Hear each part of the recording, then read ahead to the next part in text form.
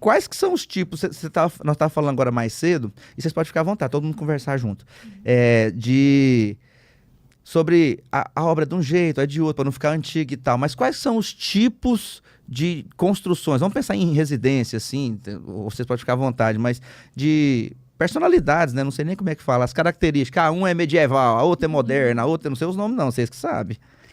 Isso eu puxo para essa tendência pelo perfil do cliente. Porque, assim, eu falo que o projeto é nosso, mas a obra é do cliente. Então, ele tem que ter a cara do cliente, tem que ter o perfil do cliente. Eu não tenho que olhar numa obra e falar assim, nossa, a Tânia que fez essa obra aqui, tá parecendo ela. Não, ela tem que ter as características e o cliente tem que gostar. Esse é o meu ponto de partida arquitetônico. E isso vale também para interiores, porque a minha paixão mesmo é interiores.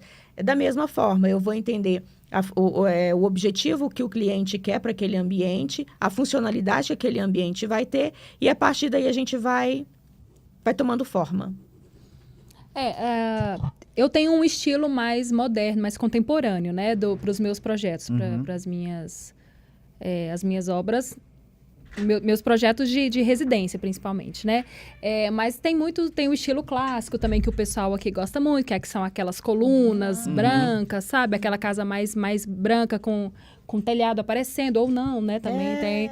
Então, tem o estilo colonial também, que é esse que o pessoal...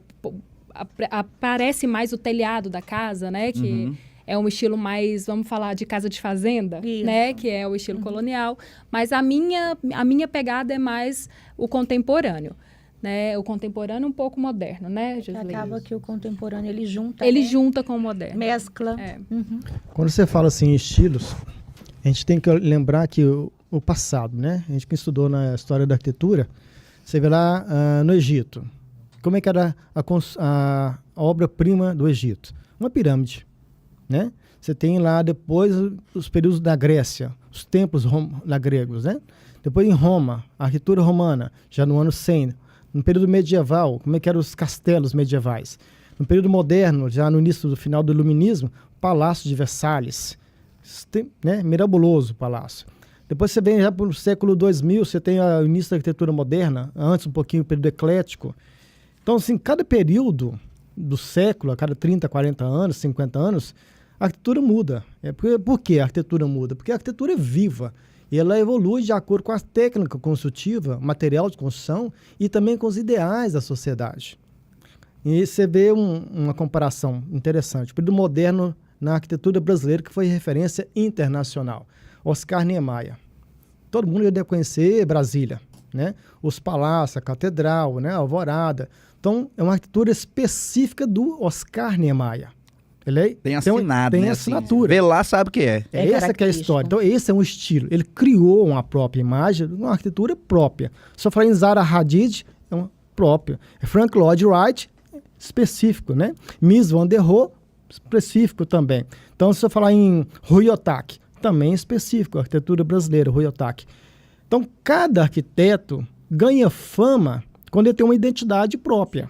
Eu posso ter um comparativo. Monet, Picasso, Van Gogh, são pintores. Se olhar uma obra de arte do Van Gogh, é diferente da obra do Monet. Então, a arquitetura é da mesma forma. Então, esse estilo, acho que nós aqui no interior não temos um pouco dessa liberdade de construir isso aí. Né? Quando você sai... Meio que você vai adaptando ao cliente, né? Porque você faz a arquitetura pro local, pra pessoa. Esses caras fazem arquitetura para eles. Para eles.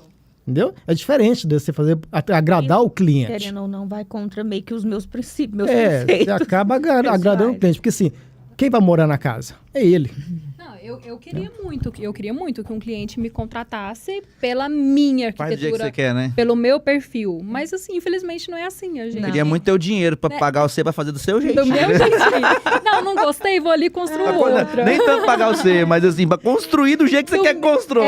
Entendeu? Porque assim, acaba sendo frustrante pra gente. Quando a gente faz um projeto, aquela coisa, põe uma árvore no meio da casa. Tá falando de mim, tá falando de mim. O cliente, não quero. caiu essa árvore. Ana Jéssica, como é que eu vou varrer essa árvore? Vai cair as folhas aqui dentro, no meio da casa. Não, André, vai ficar lindo, vai ficar maravilhoso. Não, Ana Jéssica, vai dar trabalho, jardineiro aqui.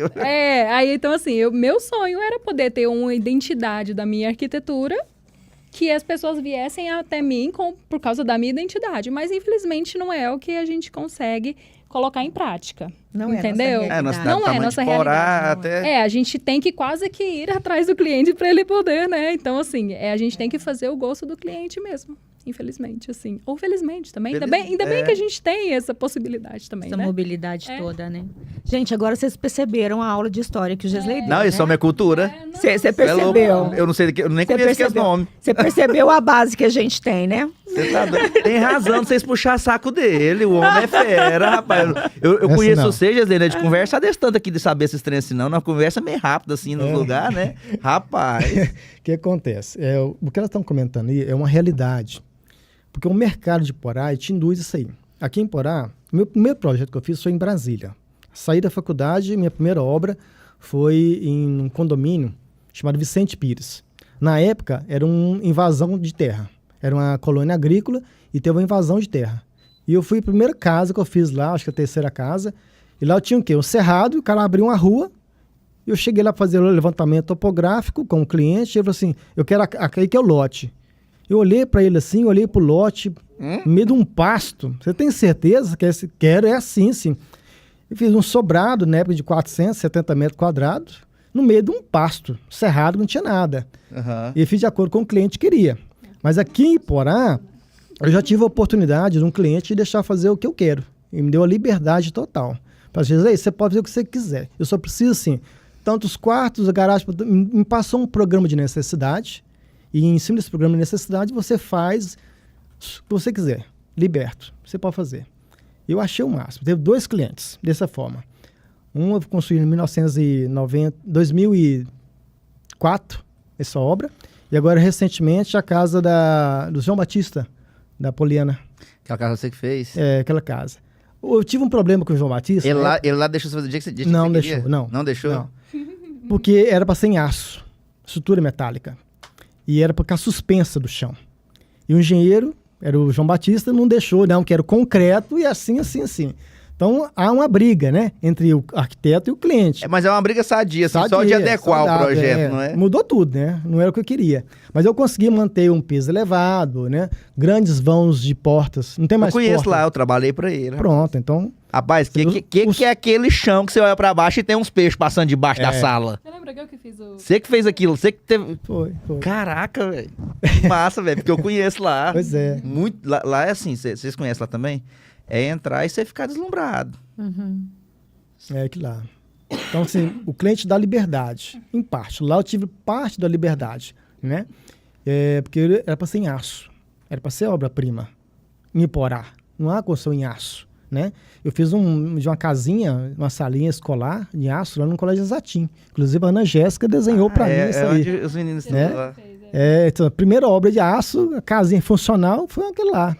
Eu falei, Ana Jéssica, desenha pra mim que eu não consigo que não. Porque eu desenho à mão, ela precisava do AutoCAD, mostrar bonitinho. Aí tem a pessoa... Ele fez a ideia e eu só botei no computador, né? Porque... O Joaquim estuda lá, naquela salinha embaixo lá. Pois é. Então, assim, Iporá é um pouco limitante para nós.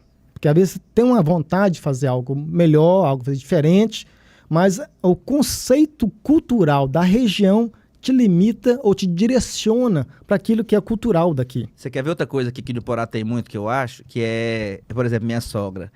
Ela não faz as coisas com medo da impressão que ele vai passar, sabe? Por exemplo, ela queria andar num carro, ela tem condição de andar num carro mais confortável, mas ela não quer comprar um carro confortável por causa da impressão que ele vai passar e ela quer um carro mais humilde. Tem muita gente que aqui, em obra também é assim ou não? Tipo assim, não quer aparecer demais. Eu acho que é o contrário, porque assim, quando a pessoa tem condição, ela quer aparecer. mais aparecer.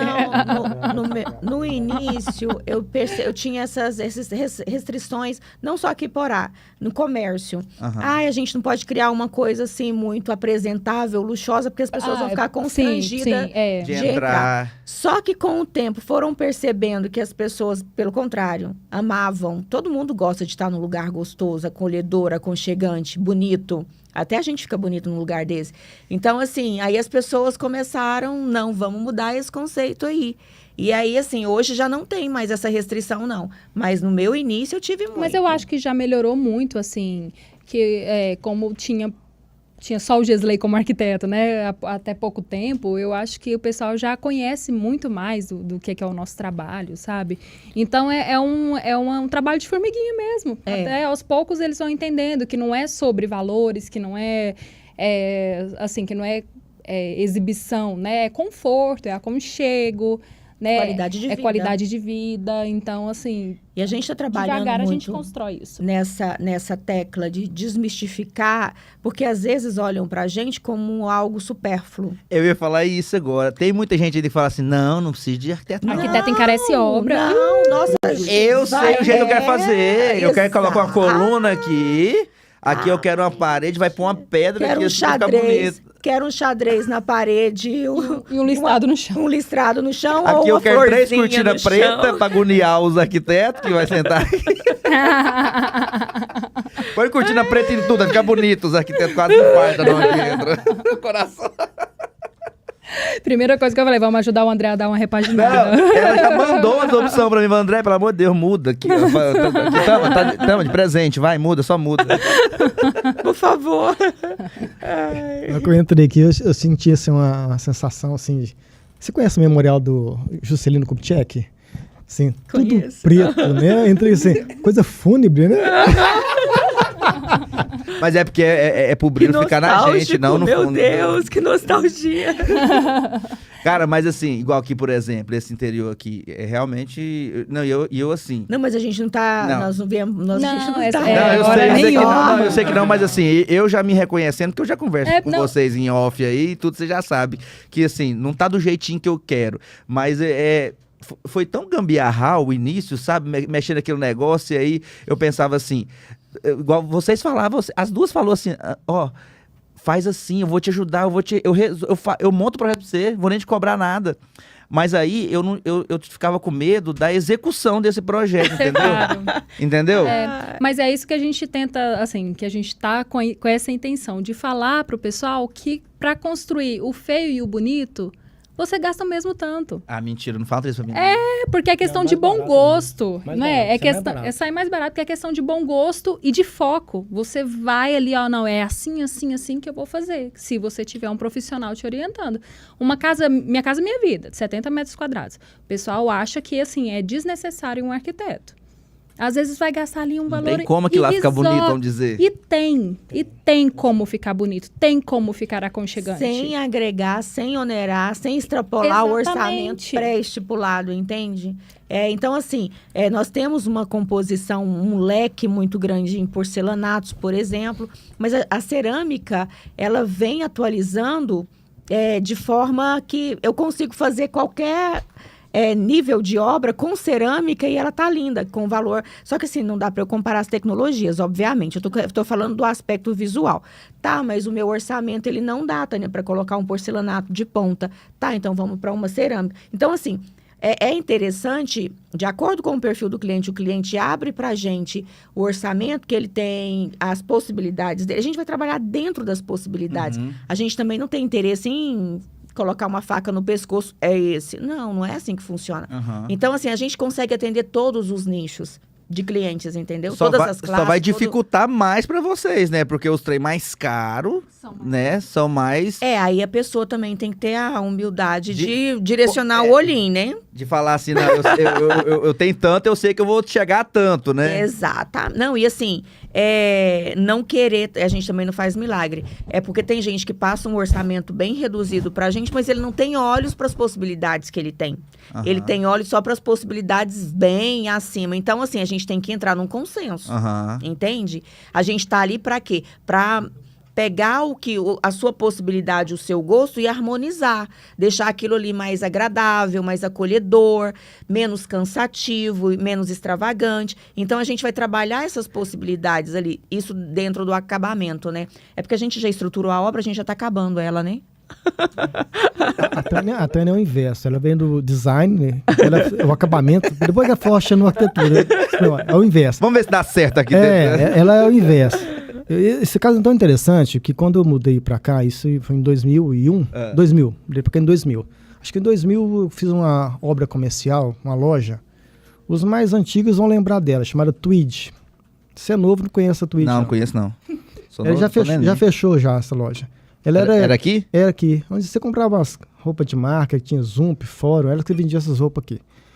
Ela era na Pará. Primeira loja que tinha as portas de vidro. Porque todas as portas eram portas de enrolar de aço. Nossa, é mesmo, você era dessa época, coitado. Isso. Então, sofreu demais, a gente. primeira obra era uma loja. Tô te falando, uma loja. Como é que faz uma obra bonita com uma porta daquela? Então foi uma dificuldade convencer o cliente que tinha que fazer sem aquela porta de aço. E o medo, vai me roubar. Não, você pode deixar a luz acesa a noite toda, que ninguém vai te roubar. Tem sensores isso aí, ninguém rouba não. Mas assim, como a menina falou, desbravar, né? Quebrar conceitos, né? Que é a pior parte. Mas tem uma coisa interessante que a Tânia comentou aqui agora, que é a questão dos valores. Quando você contrata um arquiteto, ele reduz a sua obra em torno de 20% a 30% do valor da obra, em questão de desperdício de material.